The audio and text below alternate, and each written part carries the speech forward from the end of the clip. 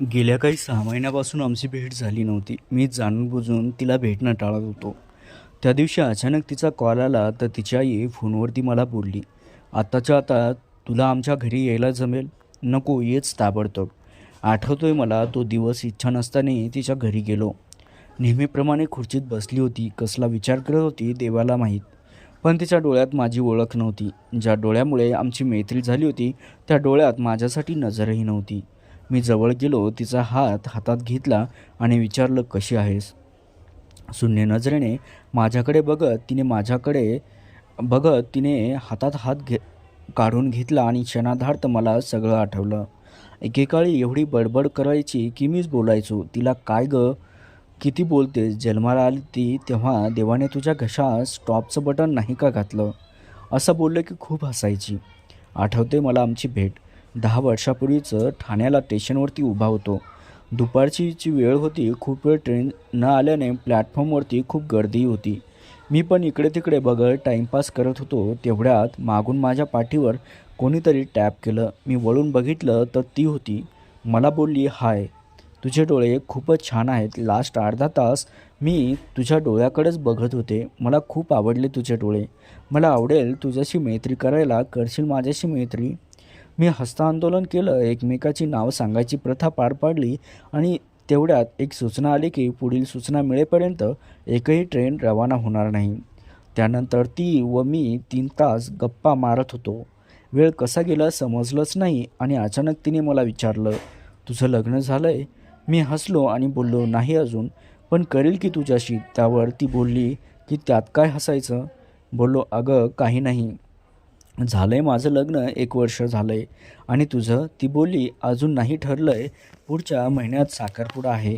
नक्की ये बायकोला घेऊन. लव्ह मॅरेज आहे. लास्ट 3 इयर्सपासून आमचं अफेअर आहे." मग आम्ही एकमेकाचे फोन नंबर घेतले आणि तेवढ्यात ट्रेन आली आणि मी निघालो. नंतर रोजच आम्ही एकमेकांना फोन करायचो, खूप गप्पा मारायचो. मी तिच्या घरी जायला लागलो, ती पण नियमितपणे यायला लागली आणि काही दिवसातच ती आमच्या घरात तीजणच झाली होती. आठवते मला त्या दिवशी रविवार होता. सकाळी तिचा कॉल मला आला आणि बोलली, "आता लगेच भेट. आपल्याला शॉपिंगला जायचं आहे. माझा नवरा पण येणार आहे. त्याला मी तुझ्याबद्दल सांगितलं आहे. त्याला पण तुझे डोळे बघायचे आहे." वेळ ठरली, जागाही ठरली. वेळेवर मी पोहोचलो.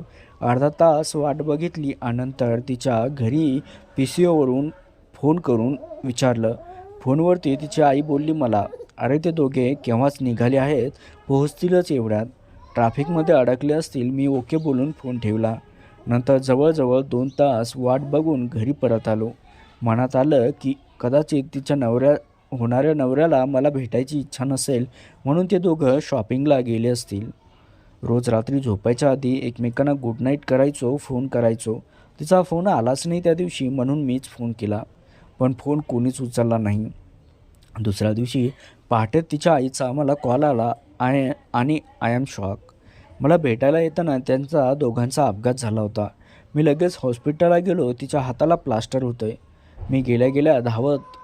मी धावत गेलो आणि मला तिने मिठी मारली, रडायला लागली. खूप वेळ फक्त रडत होती आणि रडता रडताच बोलली, "सगळं संपलंय रे. त्याला काही झालं ना तर मी जीव देईल. त्याच्याशिवाय जगणंही हा विचार मला करवत नाही आहे." तिला शांत करण्यापलीकडे तेव्हा माझ्या हातात काहीच नव्हतं.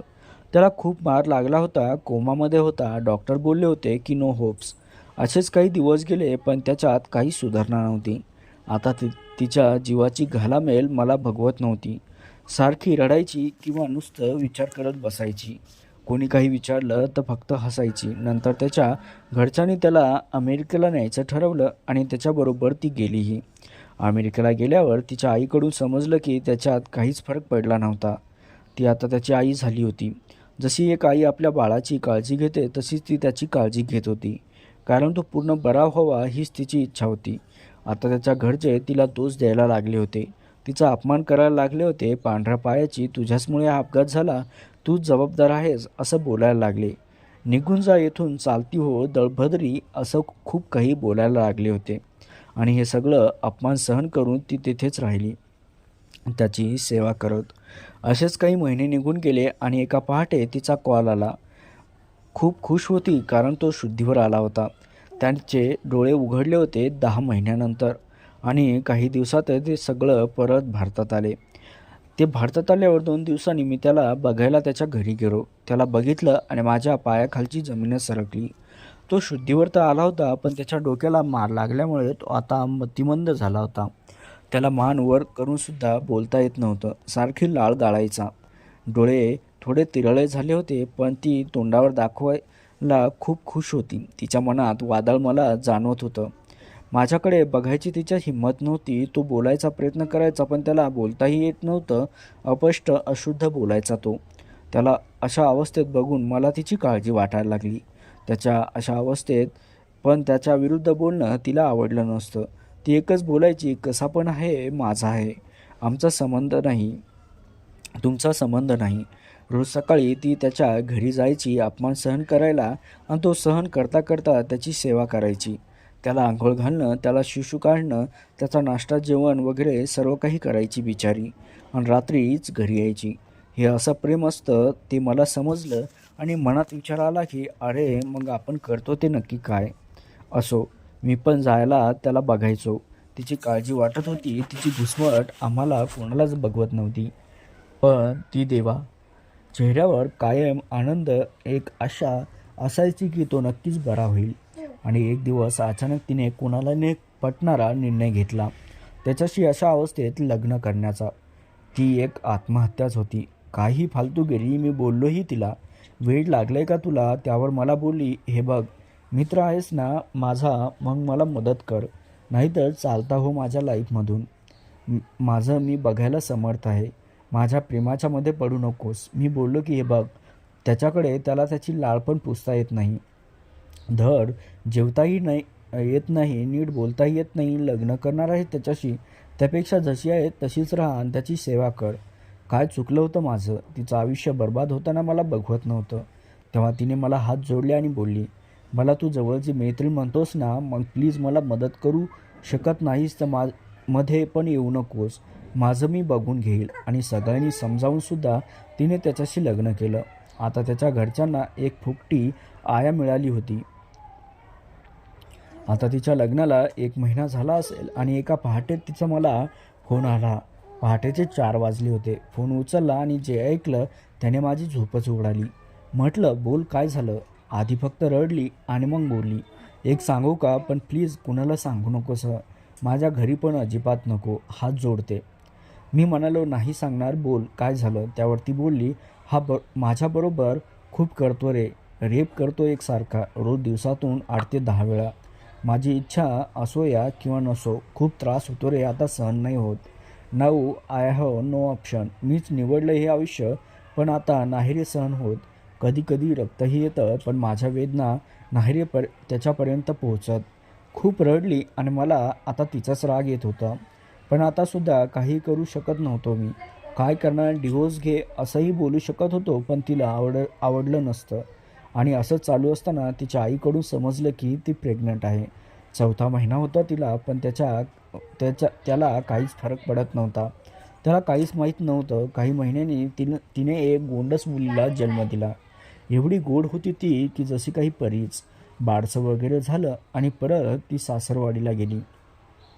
असेच काही महिने निघून गेले. वर्षही झालं. मुलीचं करता करता ती स्वतःवर रोज रेप होऊ देत होती आणि आता कोणालाही न सांगता सगळं सहन करत होती. आता मुलगी 2 वर्षाची झाली होती आणि एक दिवस त्याला घरात फिट आली. परत शुद्धीवर तो आला. लगेच त्याला हॉस्पिटलमध्ये नेलं आणि तो 2 दिवसांनी शुद्धीवर आला तेव्हा तो पूर्ण नॉर्मल होता. जसा ॲक्सिडेंट व्हायच्या आधी होता तसा. पण हा आनंद फार काळ टिकला नाही. तिच्या कडेवर असलेल्या मुलीला बघून तो बिथरला आणि बोलला, "कोणाचं आहे हे पाप? माझं नक्कीच नाही." सगळ्यांनी सांगून पण त्याचा विश्वास बसत नव्हता. त्याचं एकच म्हणणं होतं की तिने कुठेतरी बाहेर शेण खाल्लं असेल आणि माझं नाव घेते. आता ती पूर्ण संपलेली होती. जीव द्यावा हाच विचार तिच्या मनात येत होता आणि हा विचार तिने मला बोलून पण दाखवला. पण जीव दिल्यावर आपल्या मुलीचं काय हा मोठा प्रश्न तिच्यासमोर होता. DNA टेस्ट करून ती प्रूव्हसुद्धा करू शकत होती आणि तसला सल्ला पण मी तिला दिला होता. पण तिने एक वेगळाच निर्णय घेतला. त्याला घटस्फोट द्यायचा. कारण त्याला आता ती नको होती. बाहेर तोंड काळं करून आलेली.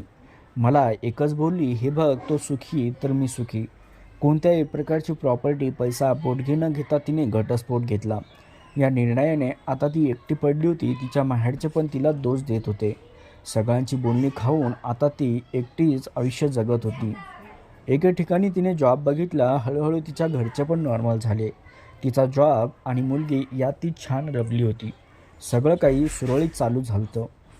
खूप वर्षांनी ती सुख बघत होती. नक्कीच मनातून दुःखी होती पण दाखवत नव्हती. मुलगी पण आता 4 वर्षाची झालती. सगळं नॉर्मल चालू असताना एका रात्री झोपेत तिला रक्ताची उलटी झाली. आतड्याचा कॅन्सर झाला होता. लास्ट स्टेजवर डॉक्टर बोलले. काय नशीब घेऊन जन्माला आली हेच मला समजत नव्हतं. लाईफमध्ये दुःखच दुःख येत होतं, पण किती, त्याला काही मर्यादा असतात की नाही?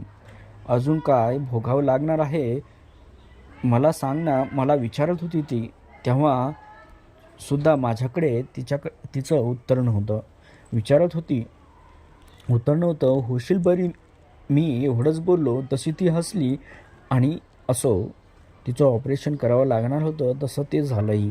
1 फूट आतडे काढून टाकावं लागलं होतं.